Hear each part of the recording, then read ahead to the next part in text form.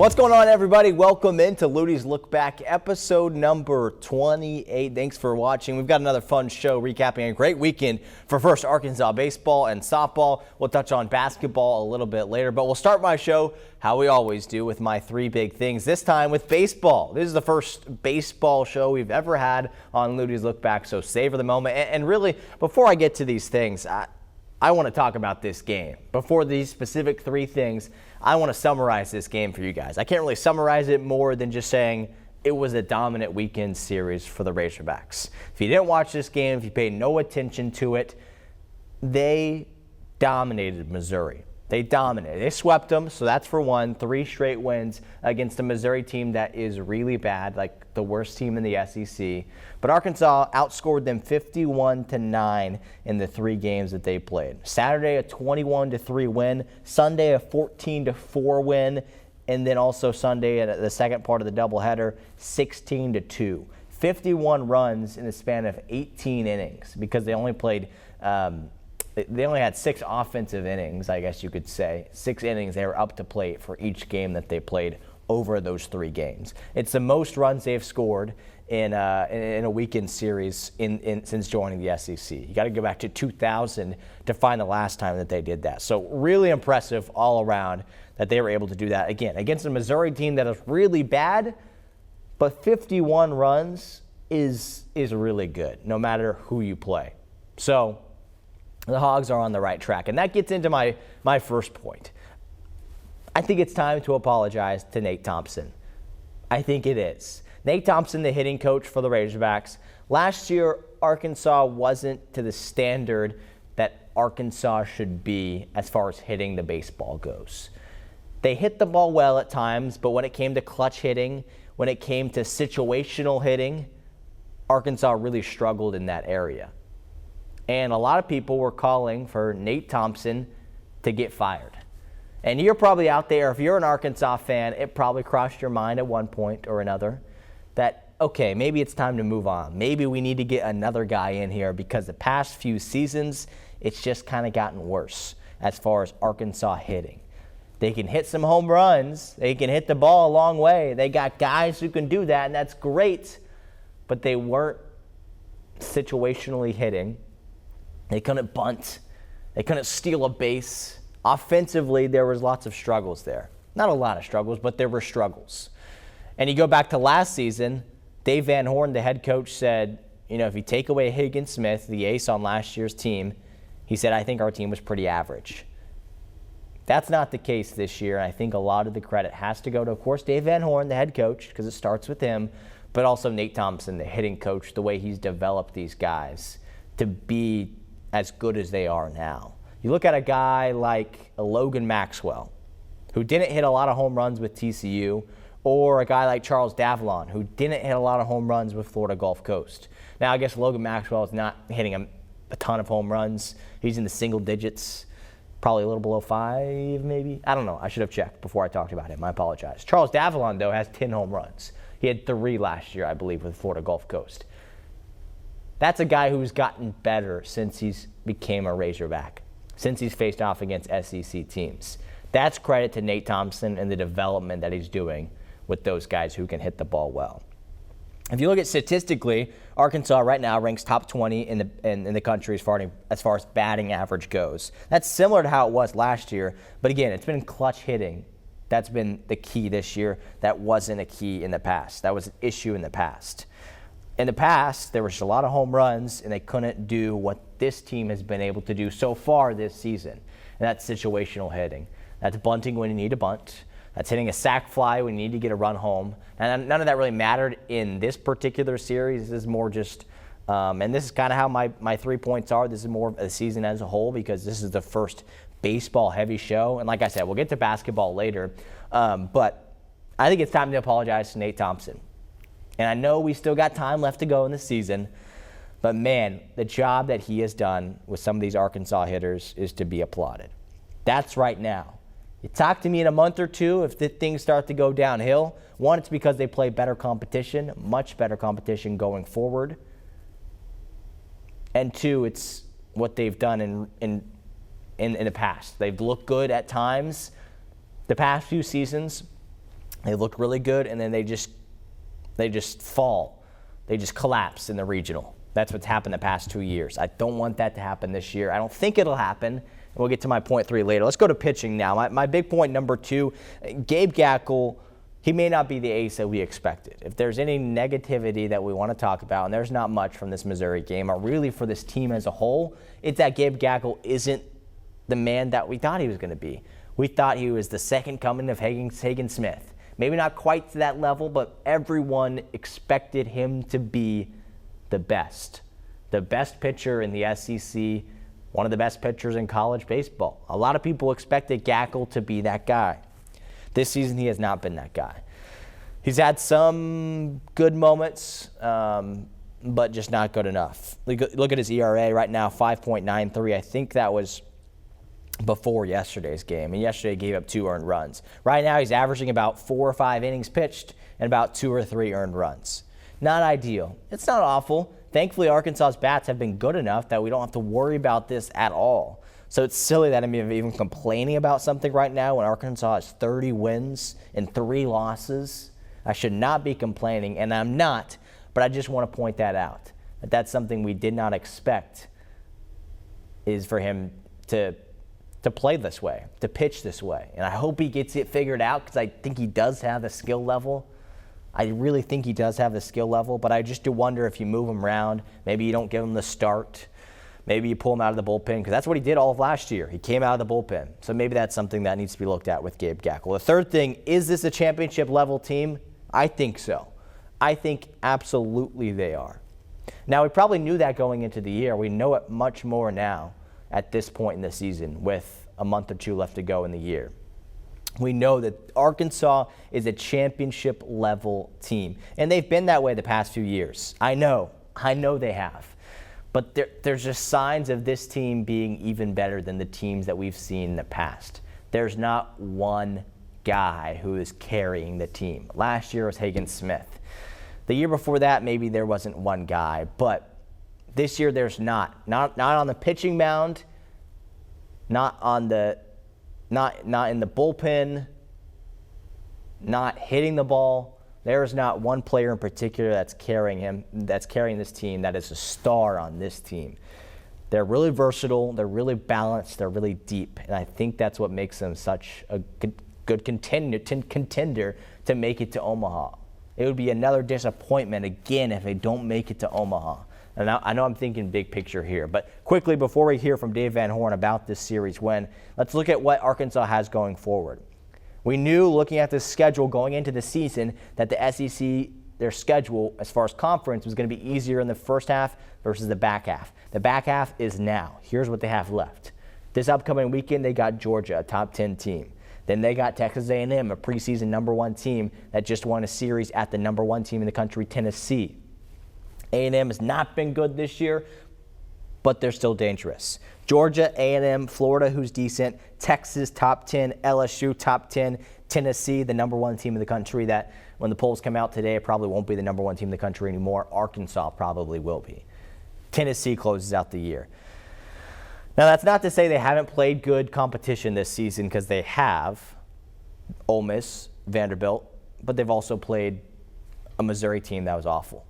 But this is a championship-level team. This is a really good team. So those are some of my thoughts of not just the weekend as a whole. It was a dominant weekend in which the Razorbacks scored 51 runs, but also what the season looks like as a whole, what Arkansas baseball is going to be looking like going forward. Now let's hear from head coach Dave Van Horn and what he had to say after a great series win. Obviously, we scored a lot of runs in 24 hours, and you just kept playing. You got a lead, you just kept playing, you kept taking good at-bats, making them throw pitches. And what I loved is all the pitchers that came in pitched really well. Even though we were up, and they probably weren't going to catch us in most cases, and I think we got better. We got a game on Tuesday, in-state team. Enjoy this for a while. Think about that tomorrow. And then we head to Georgia, and it's on. So we got to keep getting better. You guys got to keep getting better and pushing each other a little bit, but not too much, because I want to be really good at the end of the year. if you know what I'm saying. Because we're doing this, and lots of light. So I just appreciate the effort. Cold, windy. Got guys from Hawaii that don't like playing this crap. 3 of them in the lineup. You guys did pretty good. All right? All right. We'll see you guys tomorrow. Go, boys. Alrighty, so that is baseball talk. Let's move on to softball now. Arkansas goes on the road, and they win this series against Florida, upsetting the number 2 team in the nation. Really impressive what the Razorbacks softball team was able to do down in Gainesville on Friday. A 4-1 win. On Saturday, a game that they were up by 1 run heading into the bottom of the 9th. Then Florida hits a grand slam home run to walk it off, so they lose the Saturday game. Sunday, they come right back. Florida hits a grand slam again in the first inning, and then Arkansas has the resiliency to come back to win on Sunday 9-5. So a 2-1 series win against a Florida team that's number 2 in the nation. Number 2 in the nation. They were not number 2 in the nation, let me tell you that much. That means they're better than Oklahoma. They were ranked above Oklahoma, which I just can't comprehend. With all due respect to Arkansas, and this team is playing really good right now, and I'll talk about it in a second. Florida should not be ranked above Oklahoma. I just want to say that first. But a really good series win for the Razorbacks, really impressive. I think it was the highest ranked series win in program history. So that's saying something against the number 2 team in the country, especially to not do it at Bogle Park, to do it in Gainesville, to do it at Florida is really impressive. Robin Herron, as you see behind me, she was a star ace, especially in that Friday win, when it was more of a pitcher's duel. 7 innings pitched, complete game, only gave up 4 hits, only gave up 1 earned run, struck out 4. She led the way on Friday. On Saturday, Peyton Burnham was okay on the mound. Herron then came in and pitched some good innings. But again, that game was really back and forth. Just a heartbreaker for them to lose down to their final out. Like they were 1 out away from sweeping Florida, and they kind of fell apart a little bit on Saturday. In that game, in the one game that they lost. And they turned around Sunday. As I mentioned, Florida had that grand slam. Arkansas shows some resiliency, comes back to win the game. So a great series win. Overall, Ella McDowell, the player who has been, I didn't even mention Cam Kojal with the baseball team, who was dominant this weekend. Ella McDowell is that equally as dominant, if not, more dominant player for Arkansas softball this weekend. She had 10 hits on 13 at-bats. That's over a 700 batting average. That's really impressive, and she's only a freshman. The freshman third baseman has been outstanding this season, and it's outstanding especially in this series win against Florida. Bree Ellis, also pretty good, actually really good. They keep on walking her because they know how good she is. If you haven't watched Arkansas softball, Bree Ellis, she's the best she's the best player on the team. She's the best player in the SEC, and she's the best player in the nation. And I truly believe that. I'm not the biggest college softball fan, but I know enough, and I know the numbers. And Bree Ellis is good enough to be the best player in college softball right now. So hopefully she keeps that up. She played really good on Saturday with 3 hits. On Sunday they turned around. They walked her 3 times, and she got hit by a pitch the other time. They refuse to pitch to her because they know anytime you're going to pitch to Bree Ellis, that ball is going over the fence. There's a very high probability of something like that happening. So Arkansas, they were the number 12 team in the country. They should vault into the top 10, be a top 10 team in the country, and that's really impressive because the way they started SEC play was not good.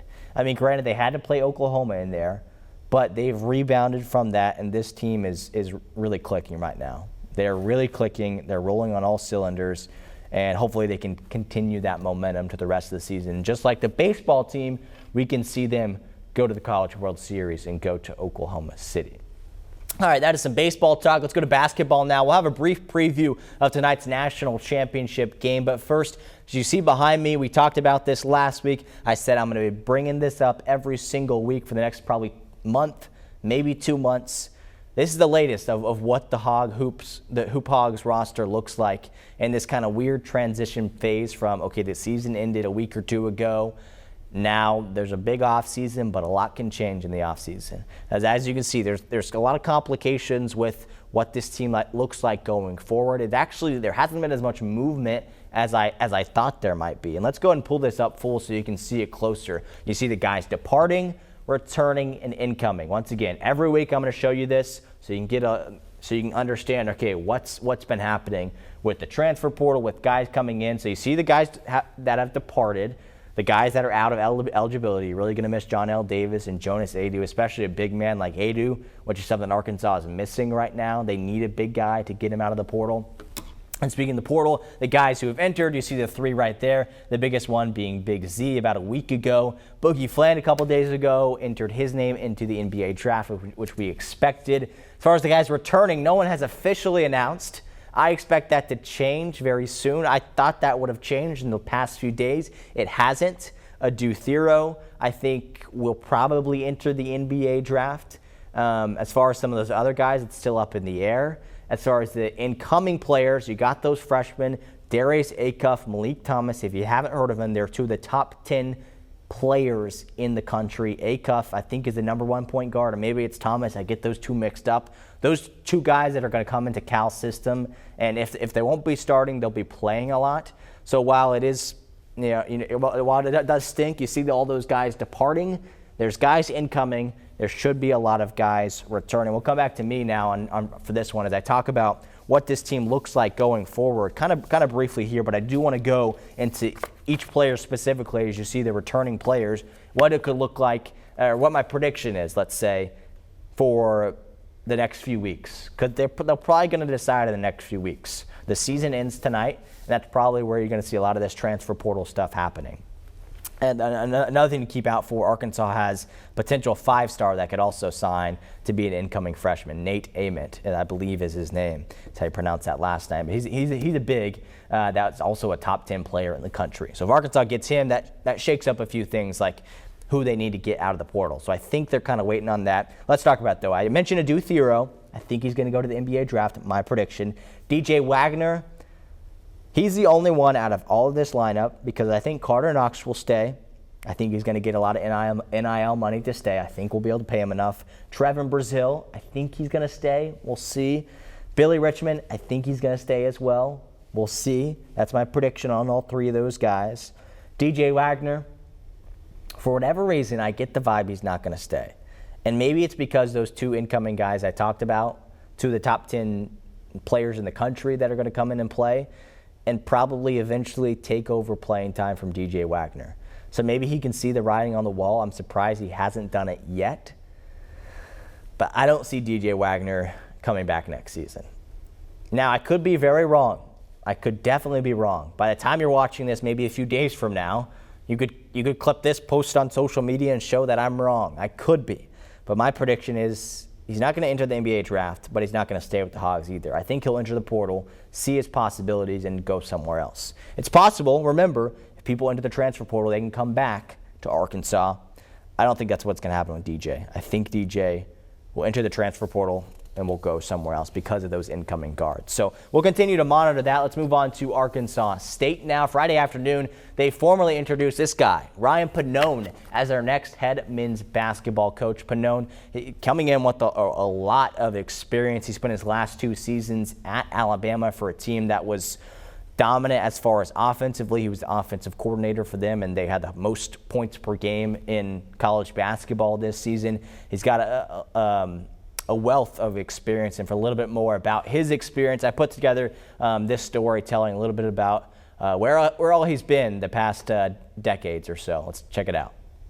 I've been fortunate to live all over the world. It's safe to say that new A-State head coach Ryan Pannone has been around the block. I've been to 40 different countries. I coached in China, Germany, Israel, Slovakia, South Korea, high school coach, junior college coach, D-League, G-League, the NBA, Alabama, now here. Yeah, that's a lot, right?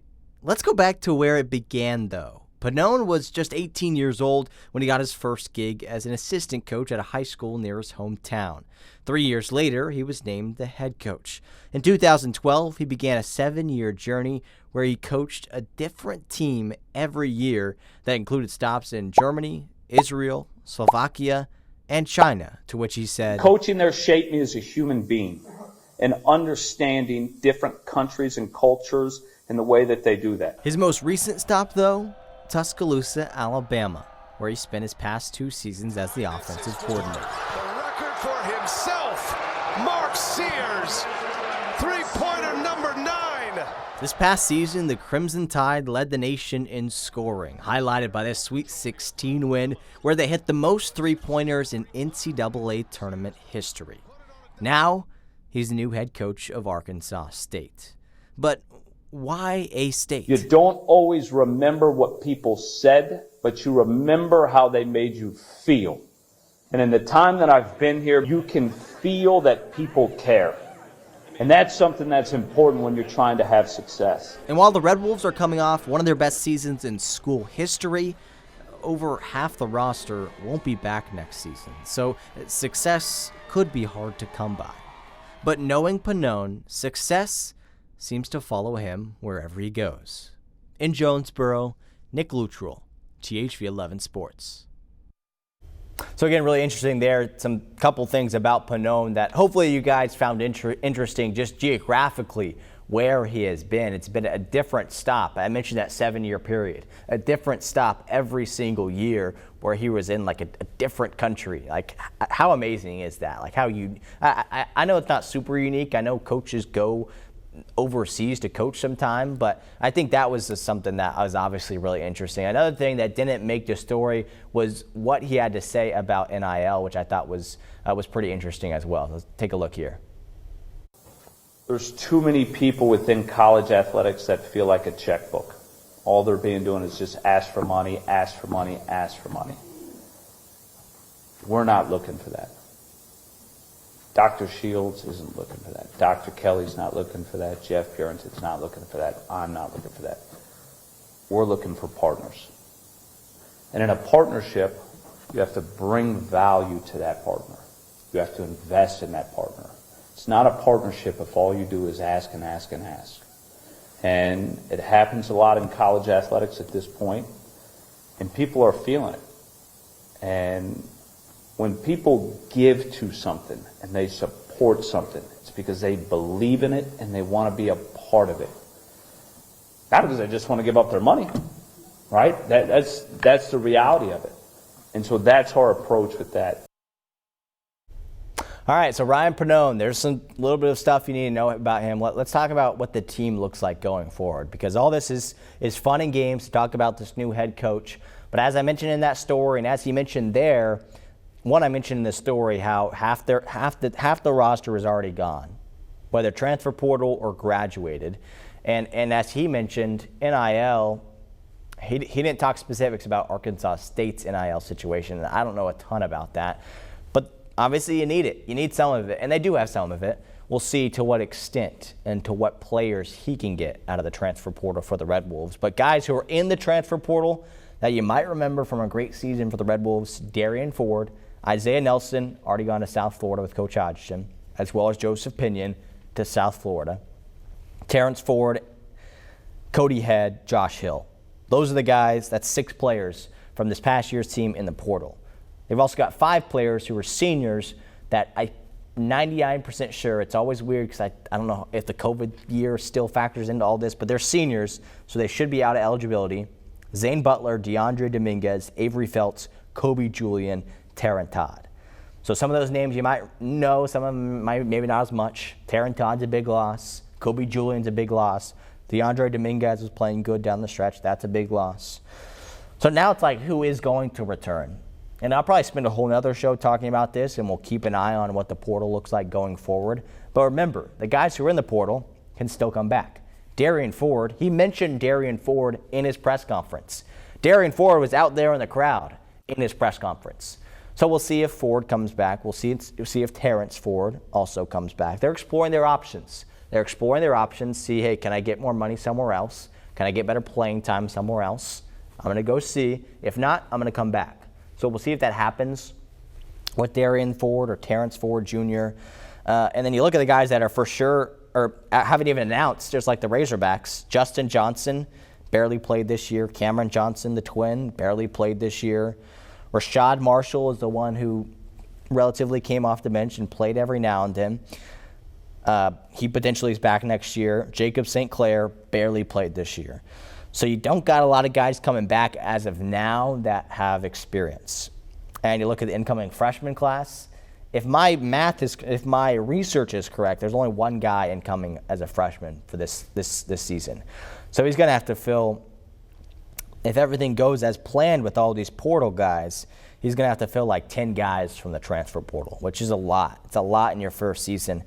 But it's what a lot of teams have to do. And so we'll see if he can. He's known as an offensive guru, but let's see if he can be a transfer portal guru, because that's step number one for him to get going, to get this program continuing on the right path, right? I mean, the past 2 seasons they've been really good. They've had two of their best 2 seasons in program history the past 2 years. Now you got a new guy. Let's see if he can do things and potentially bring them an SBC championship. Hodgson couldn't do it. As far as making it to March Madness, maybe this guy can. We'll have to see. Let's talk about the national level now. The place that every team wants to be right now, that's in San Antonio, playing in the national championship tonight. Florida and Houston at 7:50 p.m. right here on CBS. And I'll briefly give you guys a preview. I know this isn't maybe some local coverage that I normally talk about, but it's a national championship. We got to talk about it a little bit. Houston and Florida, the 2-1 seeds. 2 teams that was pretty crazy the way that they got here.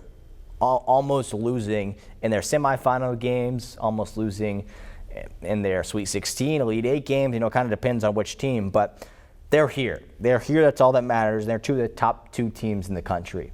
And it's a fun matchup, and the reason is, and you might know this, is because Houston has the best defense in the country. Florida has one of the best offenses in the country. Now, we just saw Houston on Saturday knock off the best offense in the country. Florida is not as good as Duke's offense is, but they got a player who's playing better than anybody in the country right now, possibly, on the offensive side of the ball. And his name is Walter Clayton Jr. Remember the name Walter Clayton Jr. This is a Florida team that is really good. They're worthy of being in this national championship game, but they wouldn't be here without Clayton Jr. He's a guy who, what is the stat? Did I write it down? The first player since Larry Bird to score 30 points or more in back-to-back games in the Elite 8 or after. Elite 8 game, he scored 30-plus. Final 4, he scored 30-plus. That makes me think if he scores 30-plus tonight, he'll be the first player ever to do that, would be my guess. He's putting together an insane stat line the past few games, and so is this Florida team.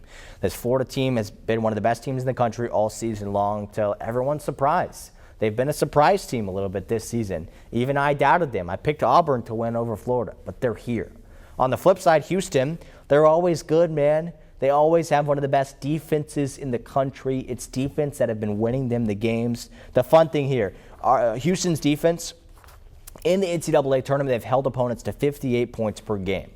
Florida's offense has scored 84 points per game. Something has to fold tonight. And if I'm giving you my expert prediction, I think I'm still going Florida. I think I'm still going the Gators to take down Houston. It's tough because of the way that Houston looked in those last few minutes. Duke's choke job was a choke job, but credit should also be due to Houston because of what they did, because of their defense. They've got a really good defense. They're going to keep it close with Florida. They're going to slow down Walter Clayton Jr., but not enough. He's the X factor. He's the player you're going to want to watch out for. I don't think it's enough. I think Florida wins the national championship. We'll see.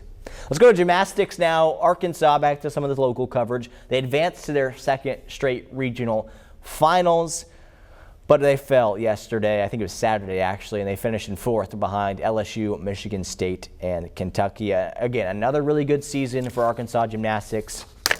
I think they made it past the regional final last year, but this season just not quite to the standard that they had last year. You want to see improvement, and in parts they improved this year. They had some great upset wins against LSU and against, was it also Kentucky? Maybe Florida. I can't remember off the top of my head, but they had 2 big upset wins this season at home, and those were fun. but they obviously fell a little bit short here in the regional finals. Jocelyn Robertson, though, you see her behind me, the freshman phenom for this Razorback squad. She, I believe, will be moving on to the next step, the nationals, I think it was what it is, to compete at the individual level, at the all-around level. So she's been the best gym back for Arkansas all season. Now we'll get to see her compete individually, so not as a team, but we'll definitely keep an eye on her and see how she does in nationals. Back to baseball now. Opening week in the AAA, the Travelers, the Arkansas Travelers, they opened their season with a series loss to the Midland Rockhounds. It was a rematch of the way that things ended last season between Midland and Arkansas, to where Arkansas won. The Travs won last year, and they won the Texas League Championship. They beat Midland in game number 3. It was a walk-off. It was awesome. Now, starting this year, it's a page turn to a new year. Over half their roster is different because that's just how it works with sports and with minor league baseball. So this past weekend, they fell to the Rockhounds. Friday, a 7-5 loss. Sunday, they had a doubleheader, a 6-4 loss, and then also a 9-0 win. You know, it's so early. They're figuring their lineup out. I mean, really, in minor league baseball, it's not about wins and losses. It's about developing players. But the Mariners, who is the – is this double A or triple? I don't know, whatever. The Mariners, who are the affiliate – I guess the Travs are the affiliate of the Mariners, the Seattle Mariners. The Mariners take a lot of pride in their minor league teams having success. So they won the Texas League Championship last season. They're trying to do that again this year. They've got a new manager running the show. We'll see how things go. 2 Arkansas connections. They've got 2 former Razorbacks on their team. Caleb Calley, if you remember him, I think third baseman for the Razorbacks multiple seasons ago. I can't remember how long, maybe 5 to 10 years. He had 3 hits on Friday night. They lost, but he had 3 hits. So that's pretty cool for him to have a breakout game in his first game with the Travs. He had 1 hit after that, so not as good. Matt Cronin, another guy you might remember that played with the Razorbacks 2016 to 2019, somewhere around there. He played in this series.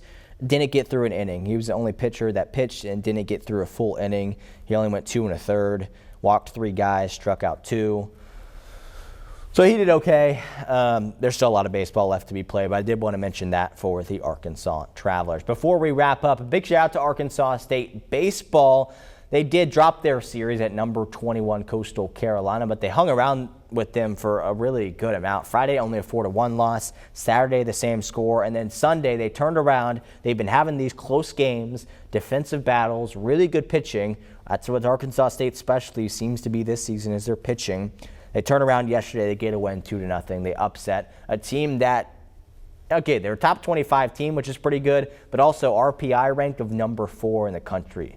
They're a team that I would not be surprised, Coastal Carolina, if they would make it to Omaha this season. They're one of the best mid-major teams in the country right now, so that's impressive what the Red Wolves were able to do. They didn't get the series win, but they got a win, and so that's impressive for the Red Wolves. It started and it ended. Well, it didn't end technically. He only pitched 7 innings, but a really good performance from Jack Hibbard. 7 innings pitched, 8 strikeouts, only 2 walks and only 2 hits, and no earned runs. So really good from Hibbard, putting up a good number there for the Red Wolves. So we'll continue to monitor them. A lot of other baseball teams that have played this weekend or are going to play today because of the rain. Obviously, that's shaking up a few things. So we'll touch more on UCA and UAPB and Little Rock baseball next week. We'll finish up my show how we always do, though, with Luttie's Look Ahead. And speaking of Arkansas State, they just pulled an upset against Coastal Carolina. How about they do it against the Razorbacks? And I'm assuming when the polls come out, Arkansas is going to be number 1. All right, that's a preemptive graphic I'm putting up of the number 1 team in the country.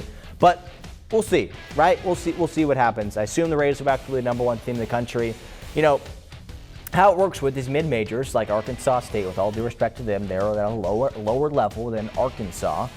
They're going to play their best guys. The Red Wolves are going to really want to win this game. The Razorbacks are going to pitch a midweek starter, a guy who is not as good as their weekend guy. They're going to hold out on some of their star players probably to have them rest and ready for the Georgia series this upcoming weekend against a top 10 ranked Georgia team. That's not to say Arkansas won't come ready and they could win by 10 runs. I don't know. Their bats have been insane this season, so we'll see. But it should be a fun matchup.